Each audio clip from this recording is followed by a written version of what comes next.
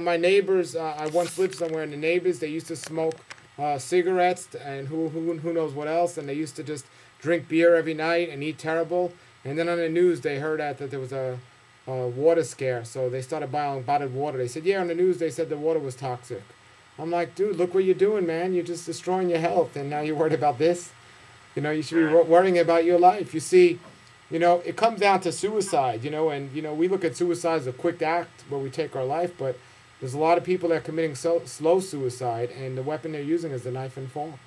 There used to be a cartoon on TV here called Fat Albert when I was growing up as a kid. But today people would consider that impolitically correct, so they won't even say that word. But, we're the most obese nation ever before in the history of man, and it's crazy that people don't want to address these issues. They'll announce it, but they don't do anything about it. It's just crazy. Basically, it's ideal to eat what's in season.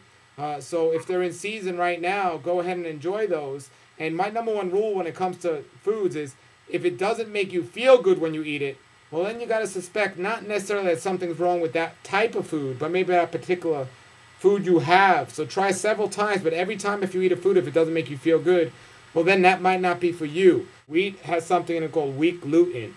Now, many people look at wheat as a high-fiber food, but, fresh fruits and vegetables is what we should be getting our good fiber from. See, wheat gluten is almost like glue in the human body. It's like a paste, and it creates inflammation. Now, there are some people that are very allergic to it, and they develop something called celiac disease.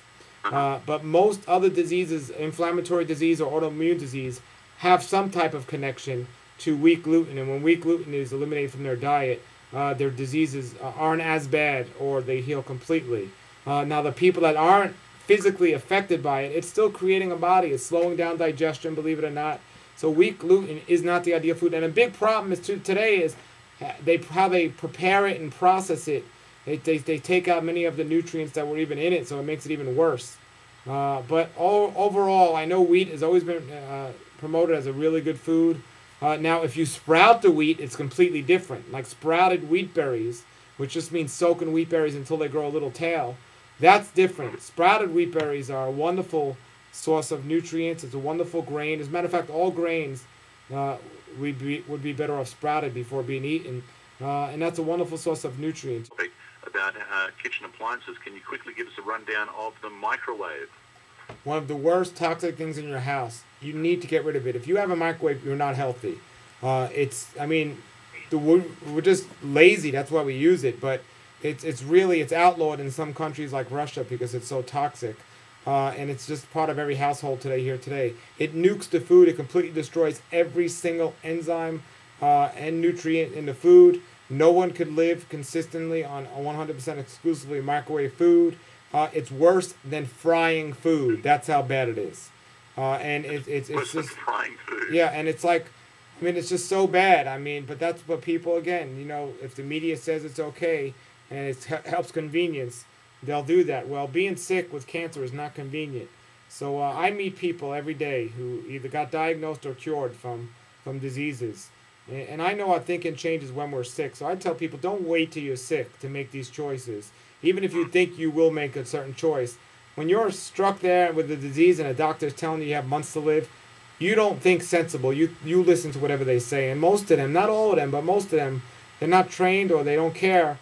They just don't know. So, we need to put our health in our own hands. And, it says in the scriptures, why put your faith in man when you got Yahweh? He knows it all and he could do it all. But people put their faith in some overweight guy in a white coat because he has a sign on the wall that says doctor. But they have no idea who the true doctor is. What is your point of view regarding the flu vaccine? Well, like all vaccines, they're the government trying to just work their magic on the people, and it's not healthy. There's nothing good about it. It's very toxic. But the government goes the other way, and they're going to make laws in every country for people to take these things, or as they say, or else. And I say, take these things or else you'll be healthy. These things are very toxic, and one of the worst things we do is we give a newborn baby, some of the most toxic drugs known to man. And then if the baby survives that situation and they give them more and more, they end up getting things like autism or something else. And then if they survive that, it just leads to disease later on in life. One of the most toxic things we could do is put these vaccinations into our body, even the flu vaccine, which none of us have to worry about. You know, the most amazing thing was after a while I realized that when I started to see that not everyone can grow a nice full beard, I realized that this wasn't only part of who I was, but it was a blessing that I could. And I really appreciate it so much more when I look at it from that standpoint. The frequency of certain clothing like linen, camel's hair, goat's hair, and even wool are 5,000 units of frequency. That's very high and protective, and it actually protects us against the EMF toxicity that's out there today and so on. But when you mix these fabrics together, like mixing wool and linen, it wipes out this frequency. And they confirm this with certain tests that they've done. They confirm this. So that has the highest. Now cotton might be around the 100, or for organic cotton, and then it gets lower from there. But most of the fabrics that are used today, from rayon to spandex and polyester, are 0. So it's pretty amazing. So, you know, we need to be using a linen, and, you know, but these things are just amazing. So there goes a whole other aspect of health that goes beyond just eating that we can't see. That's really important, and I just really am out. The daylight diet is what I found in Scripture. It not only tells us what to eat and how to eat, but it also tells us when to eat. And that's when we could see our food. And today, the world is obsessed with eating at nighttime, but the body just doesn't digest as well at nighttime as it does in the daytime. See, the body works in cycles. And then when it's daytime, when the sun's out, that's when the body's digesting the best. When it's nighttime, the body's ready for cleansing and healing, sleep. And that's when we should be sleeping. If our Creator wanted us to eat when it was dark outside, He would have made fruits and vegetables glow in the dark on a tree. But He didn't do that. You know, without all this artificial light, we wouldn't be able to see the food and eat it. And understand this, that, you know, we can take things out of their natural environment and try to mimic that natural environment in an unnatural way. For example, florists know this. You could take a flower out of its natural environment and put it in an unnatural environment. Well, as long as that natural environment was a pure, clean environment, you can never ever get it to do as well in an unnatural environment. So even though those flowers might survive in the unnatural environment, they'll never be able to thrive the way they would be in its natural elements and environment. Well, the same thing's happening with man today. We can survive with the lighting and everything else and all this unnatural environment, but we're not going to be able to thrive as if we're living according to the schedule we were designed to live by, and sleep and eat at the times we were designed to sleep and eat by. And it does take its toll on the body. And the sickness today is happening in such a massive amount because of that. We live in a time today where we have more money, science, knowledge, and study of the topic of disease than ever before in the history of man. But at the same time, we have more people suffering from disease than ever before in the history of man. There's different stages to the daylight diet. I know some people might say, well, what if we live in Alaska where it's always light outside? Well, we don't live in Alaska, so stop thinking that. And if you do live in Alaska, you would go to one of the other stages of the daylight diet. For example, stage 1 would be just not eating when it's dark outside. Stage 2 would be eating only between the hours of like 9 and 5. And then stage 3 would be eating only between those hours, but only 2 times a day or 3 at most. You see that we eat so much so often and so late today, and doctors name something called late night eating disorder.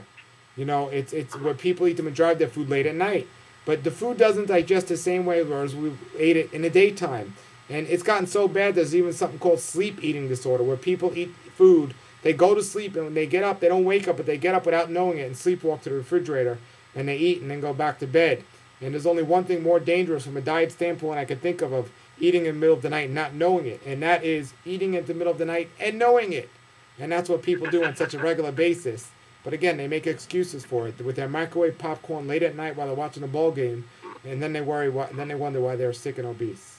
The problem we have is when we get tired and ready to wind down, what do we have? We have stimulation. We either have the stimulation of the TV or the computer, or we have the stimulation of our friend calling us to go out to eat, and then we go out and we go eat or go to a show or something else, and all these other stimulation effects out there, and then we get tired, so then we have to take a physical stimulation, some drug in the form of chocolate or coffee or tea to stay awake, and then we complain we can't fall asleep at night because we're so stimulated. So insomnia has become one of the biggest things. Then we can't sleep at night, so what do? We eat, and then we eat at night, and then we don't feel good, and then it just goes on and on and on. Remember, you know, we have to follow His plan, and gluttony is not part of His plan. But, you know, when you're eating all day, you got to stop eating at night. It says in the scriptures, do not dine with drunkards or feast with gluttons. So I don't. That's why it tells us not only to not overeat, but it tells us not even to eat with people that overeat. And this is one of the reasons why I usually eat alone. Nature's wealth, good for your health. This is the Raw Life Health Show. Raw